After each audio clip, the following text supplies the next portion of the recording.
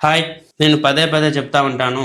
నేను ట్రేడింగ్‌లో అన్ని రకాల స్ట్రాటజీస్ అప్లై చేయడానికి ఇంట్రెస్ట్ చూపిస్తాను. ముఖ్యంగా ఫ్యూచర్స్, ఆప్షన్స్ కూడా ఎక్కువగా చేస్తా. అయితే నేను వేరే వాళ్ళకి చెప్పేటప్పుడు అవన్నీ చెయ్యొద్దని చెప్తాను. ఎందుకంటే psychological management, risk management, money management, time management ఇవన్నీ సరిగ్గా తెలియకపోతే భారీ మొత్తంలో నష్టపోవాల్సొస్తుంది. చాలా లిమిటెడ్ టైమ్‌లో తక్కువ స్పాన్‌లో మంచి రిటర్న్స్ అండ్ సేఫ్ మరియు మెంటల్ పీస్ కూడా మనకి చాలా ఇంపార్టెంట్. కానీ ఇక్కడ చాలామంది పొరబడేది ఎలా దాన్ని ఎగ్జిక్యూట్ చేయాలి, ఎలా పేషెన్స్‌గా ఉండాలి అన్నదే పాయింట్. ఎంసెక్స్ ఇండియా సంబంధించి అక్టోబర్ 14థ్ రోజున కొన్ని రికమెండేషన్స్ కొంతమంది కస్టమర్స్‌తో మనం షేర్ చేయడం జరిగింది. ఎంసెక్స్ ఇండియా సంబంధించిన కాల్ అండ్ ఫ్యూచర్స్ తీసుకోవడం జరిగింది. కాల్ వితిన్ 1 డేలో మనకి 100% రిటర్న్ ఇచ్చింది. డబుల్ అయిపోయింది. ఆప్షన్స్‌లో కాల్ ఇమ్మీడియేట్‌గా మనం నెక్స్ట్ డే ఎగ్జిట్ చేసాము.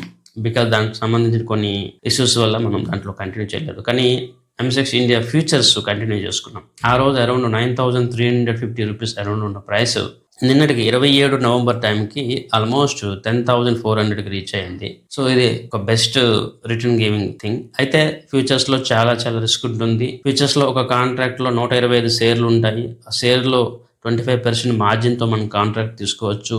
అంటే దాదాపు 11 లక్షల వాల్యూ ఉన్న కాంట్రాక్ట్‌ని మనం 2,60,000 రూపాయలతో తీసుకోవచ్చు. వితిన్ 45 డేస్ టైమ్ పీరియడ్‌లో మనకి 600+ గ్రోత్ అయితే మనం చూసాం కాబట్టి యావరేజ్‌గా మనకి 1,25,000 రూపాయలు ప్రాఫిట్ అంటే దాదాపు 50% రిటర్న్ అయితే రావడం జరిగింది. మళ్ళీ చెప్తా ఉన్నాను, ఫ్యూచర్ అండ్ ఆప్షన్స్ చాలా రిస్కీ.